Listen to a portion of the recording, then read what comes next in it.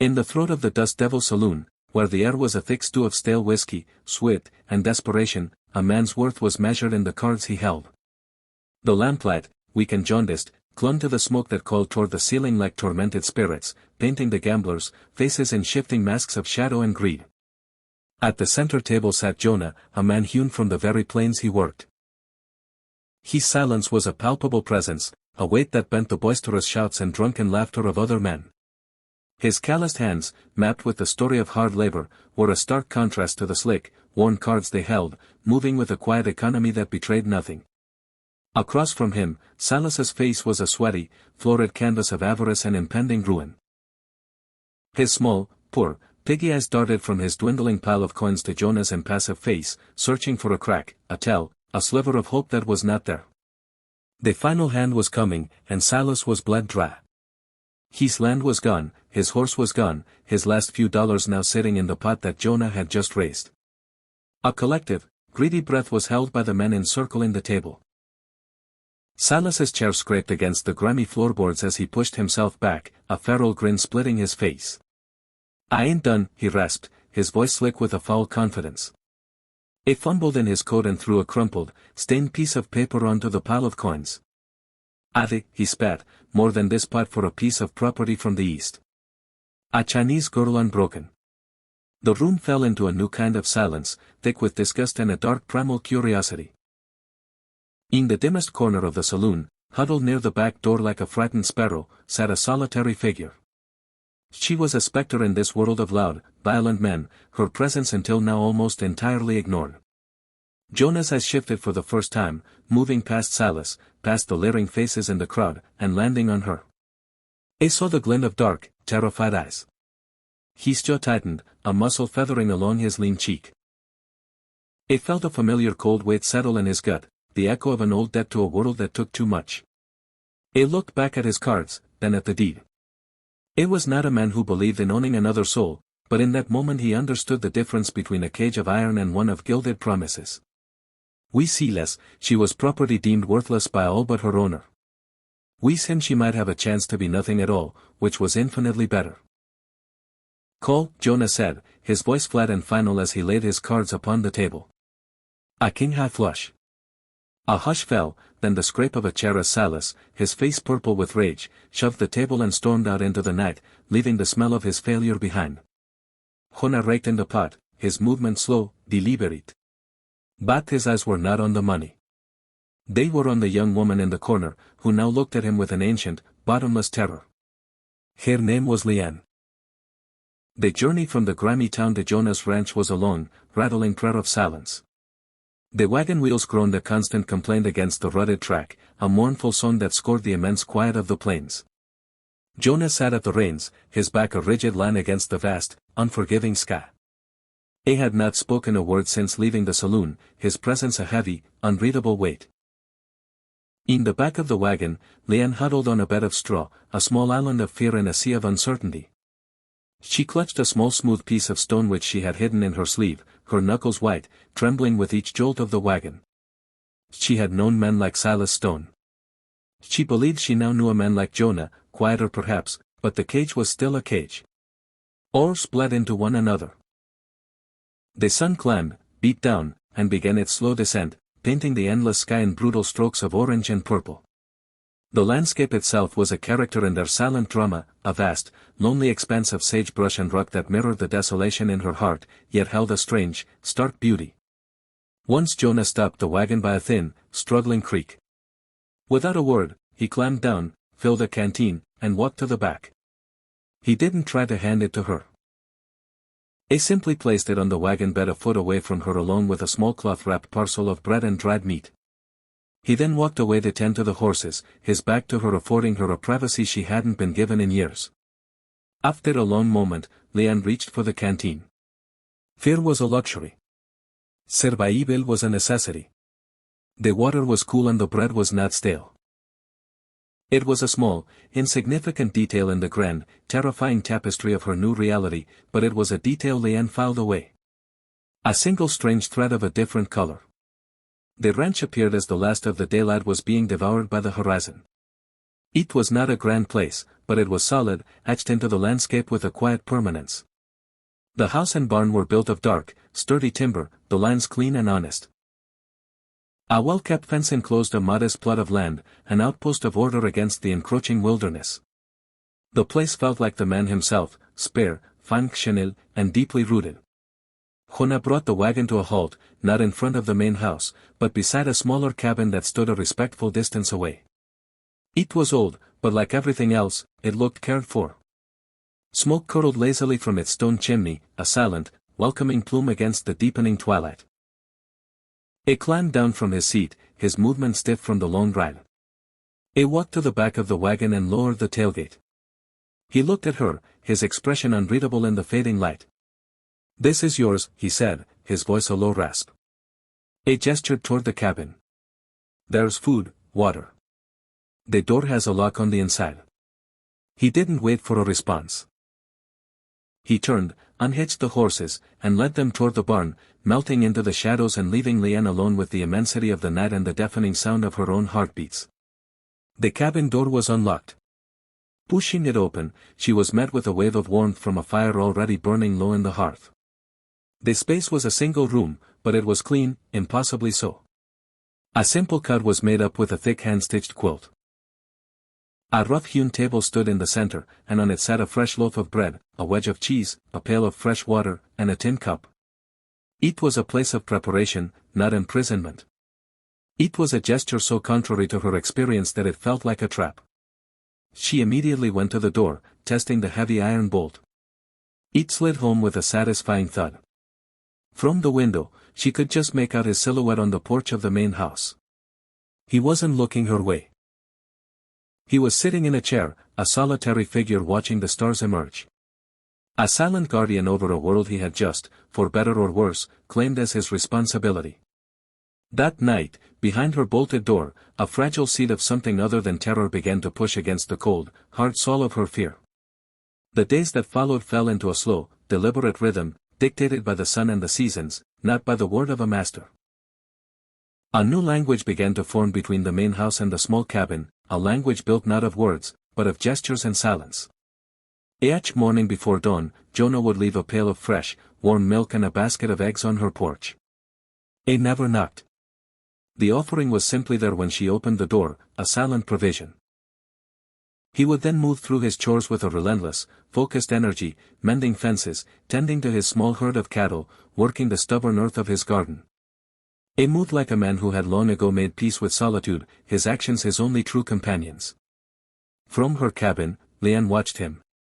At first, her observations were born of fear, a constant surveillance for any sign of threat.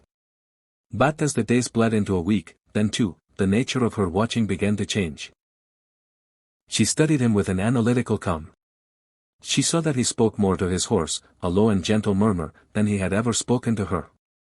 She watched him painstakingly repair a broken harness, his large hands surprisingly deft and patient. She noted the way he would pause in his work and stare out at the distant mountains. A look of profound melancholic stillness on his face as if he were listening for something that was no longer there. Inside the cabin, a tentative life began to unfurl.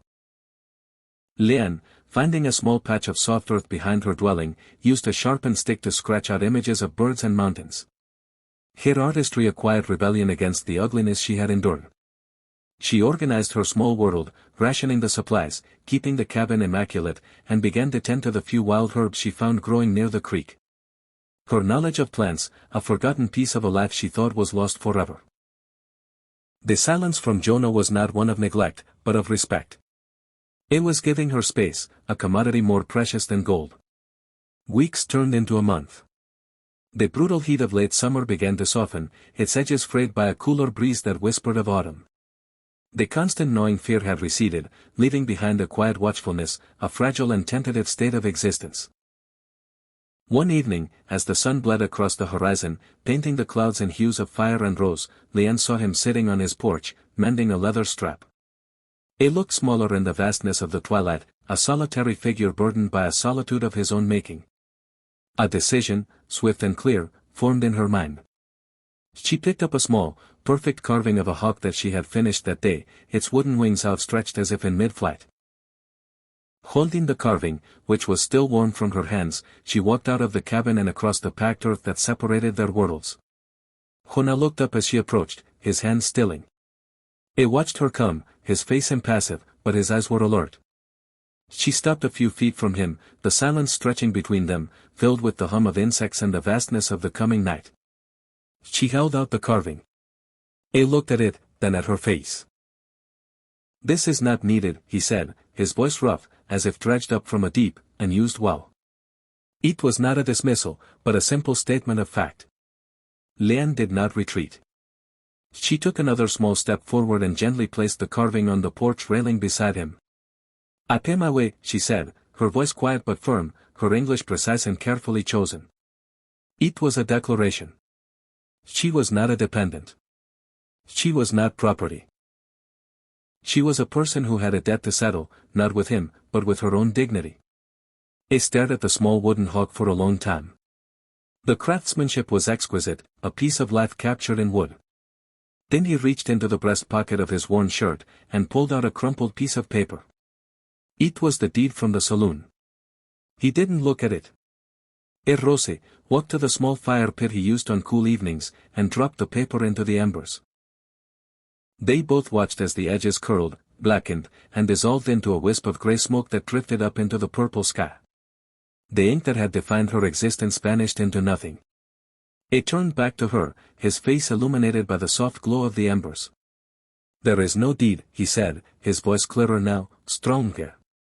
"There is no debt owed to me. You are free," he paused, his gaze lifting to her. "You can leave whenever you wish," he let the words hang in the air, a gift of unimaginable weight. Then he added, his voice softening with a note of gruff concern. "But the winter comes soon. The roads are not safe. You are safe here." And with that, he turned and walked into the shadows of his house, leaving Leanne standing in the twilight. The echo of the word safe, a strange and foreign warmth in the cooling air.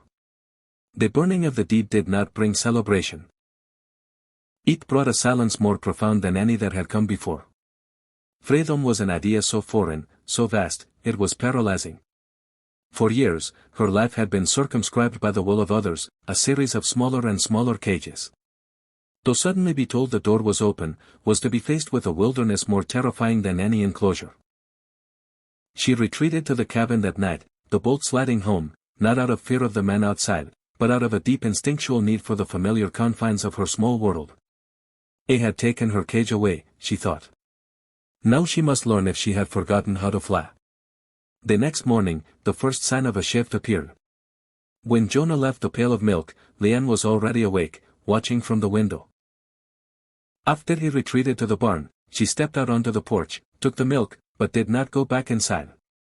She stood there breathing in the crisp morning air, a small act of reclamation. Later that day, the autumn wind, a wild and restless spirit, tore a section of shingles from the roof of her cabin. Jonah emerged from his house with a ladder and tools, his movements economical and purposeful. He didn't ask permission. He simply saw a problem and began to fix it. As he worked, Leanne came out, a tin cup of steaming water in her hands. She set it on the porch railing. He glanced down, a flicker of surprise in his eyes, but said nothing.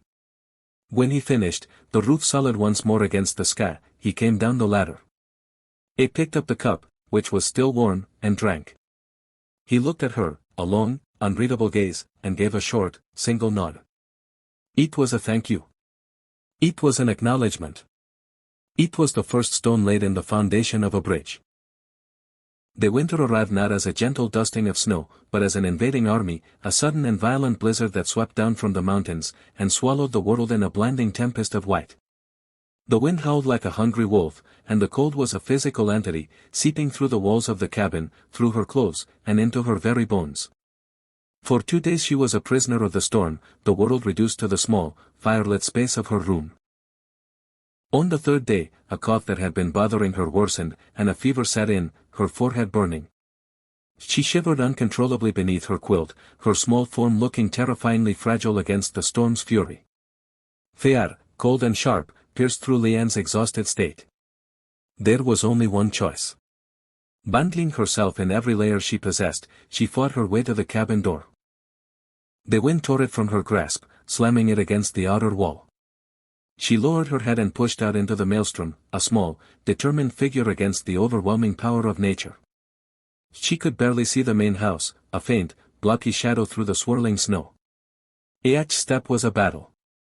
By the time she reached Jonah's porch, she was gasping, her face numb with cold, collapsing against his heavy oak door.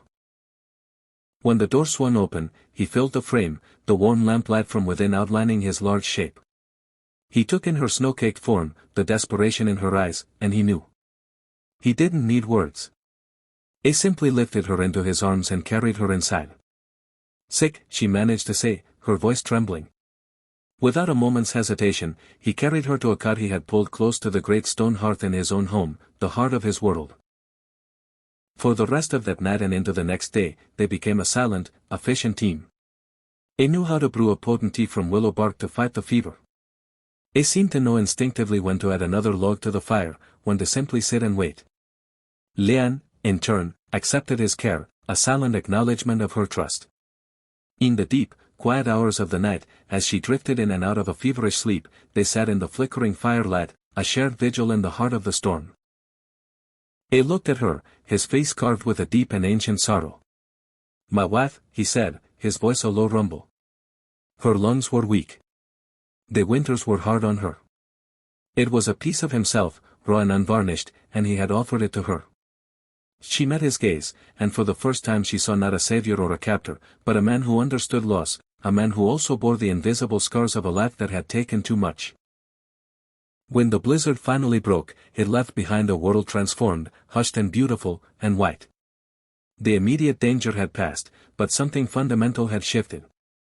Leanne's fever was gone, and though she was weak, the light had returned to her eyes. The invisible wall between the two houses had dissolved in the heat of their shared crisis. She did not return to the cabin. Jonah had insisted she stay in the main house, his reasoning spare and practical. It was warmer, the roof was stronger, but the unspoken truth was that their separate existences had ended. They were now a single strange household bound by the memory of the storm. A new unspoken language began to flourish in the quiet of the ranch. Leanne, once she regained her strength, began to leave her small carvings around the house. A perfectly rendered horse on the mantel, a delicate flower on the kitchen table. They were her words, her thank yous. The romance between Jonah and Leanne was a thing that grew in this silence, nurtured by small everyday acts of partnership. He began to show her the ways of the ranch, not as a master instructing a servant, but as an equal sharing knowledge. He taught her how to mend a harness, his large, calloused hands guiding hers, a brief electric touch that sent a jolt through them both. She, in turn, began to bring a subtle warmth and life to his Spartan home. The scent of her cooking began to fill the rooms, a comforting aroma of spices and bread that chased away the lingering ghosts of solitude. She found his late wife's sewing basket tucked away in a dusty chest, and began to mend his worn shirts, her stitches small and perfect, each one a quiet act of care. One afternoon, as they sat on the porch, he cleaning a rifle and she sorting dried beans, he spoke without looking up. "You have a gentle way about you," he said, "this house." It had forgotten what that was like, but it was the closest he had ever come to a confession of his own loneliness, and Leanne's heart ached with a sudden, fierce tenderness for this quiet, honorable man. The slow burn of their connection was not in grand gestures, but in these shared moments, in the comfortable silence of two solitary souls beginning to find their orbit around one another. The fragile peace of their new life was shattered by the arrival of two riders. They were not from the nearest town, but from further afield, their clothes carrying the dust of a long journey. One was the sheriff of a neighboring county, a man with a hard, mean face and eyes that stripped a person down to their basest value. The other was Silas Stone. He had come back. He sat upon his horse with a smug, proprietary air, his gaze fixed on the house, on the wisp of smoke curling from the chimney that spoke of a life being lived within. Jonah met them on the porch, his body placing him squarely between the visitors and the front door. Behind him, inside the house, Leanne watched from the window, her hand clutching the curtain, a cold dread snaking its way up her spine. "Torne," the sheriff said, his voice dripping with false geniality. "We've come on official business. Mr. Stone here has filed a claim. Says you're holding his property." Silas grinned. "A foul sight. Won her in a game, fair and square," he slurred, though he was not drunk. Just took me a while to get the law to see it my way. Jonah's face was a mask of stone, but a dangerous light had kindled in his eyes. There's no property here that belongs to you, he said, his voice low and even. The quiet rumbled before an avalanche. The sheriff's eyes flickered past Jonah, catching sight of Leanne in the window. I see her right there. The law says a contract is a contract. We may come to collect. Be smart about this, Torne. Don't make it difficult. In that moment, something inside Jonah broke. It was not his control, but the dam that held back the deep, protective rage he had kept buried for years. It took a slow step forward off the porch and onto the frozen earth. His presence suddenly immense, fearsome. The only law in this land is me, he said, his voice dropping to a near whisper, yet carrying with more menace than any shout. That deed was settled. What is in my house is my family, and you are not welcome in my home. As he spoke the word family, the front door opened. Leanne stepped out, her back straight, her face pale, but resolute. She flanked him, a silent, unshakable symbol of defiance. Silas brevado falter. He had expected a lone man. He had not expected this united front, this silent declaration of belonging. He looked from Jonah's cold fury to Leanne's unyielding gaze and saw not a piece of property but a queen defending her castle. The sheriff, a bully who preyed on the weak, recognized a fight he could not easily win. He spat on the ground, his face contorted in a sneer. This ain't over, Torne. But his words were hollow. They wheeled their horses around and rode away. Their retreat a cloud of dust and impotent fury. Jonah did not watch them go. He turned to Leanne, his eyes fierce and protective, softening as they met hers. He slowly raised a hand and brushed a stray strand of hair from her cheek, his touch gentle, reverent. It was a promise, a vow, and a declaration, all without a single word. As the last of the snow melted, it fed the creeks and softened the earth, and the world was reborn in a fragile tapestry of green and gold. The violent confrontation with Silas and the sheriff, rather than breaking them, had forged their bond into something unbreakable. The word Jonah had used, family, had settled over the ranch, as real and tangible as the roof over their heads. The love between Jonah and Leanne was the quiet, steady heart of this new world. It was in the way he brought her the first wild flower of spring, its petals a delicate purple, leaving it on her pillow for her to find. It was in the way she mended the collar of his favorite shirt, her fingers brushing his neck, a touch that spoke volumes. One warm afternoon, he led her by the hand to a place she had never been, a small meadow sheltered by a grove of cottonwood trees. A simple wooden cross stood at its edge, weathered by years of sun and snow. This was her favorite place, he said, his voice soft. Mary's. She would sit here for hours. It was not just sharing a location. It was sharing his heart, his past, and the space he had finally allowed to heal. He knelt, and from the tall grass, he retrieved a small, dust-covered wooden box. He wiped it carefully with his sleeve and opened it. Inside, nestled on faded velvet, was a tarnished silver locket. He didn't open it. He simply held it in his palm. I buried my past here, he said, looking at her, his eyes clear and full of a profound, unwavering love. But you are my future, Leanne. He set the box down by the cross, a final farewell to the ghosts of his grief. He stood and took both of her hands in his. He had no ring, no flowery words polished by poets. He had only the truth, spare and honest, like the land itself. Stay, he said. Build a life with me. Leanne looked at this man, her protector, her partner, her family. She saw the years of solitude and pain that had carved the lines on his face, and the deep abiding goodness that shone from his soul. She raised one of his calloused hands to her lips and kissed the knuckles. This is my home, she whispered, her answer a vow that echoed through the quiet meadow. They stood together as the sun began to set, their shadows stretching long across the new grass. Two solitary figures who had found their harbor in one another, their future as vast and as promising as the endless western sky.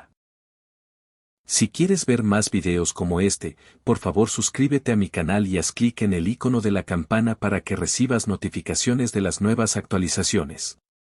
Gracias.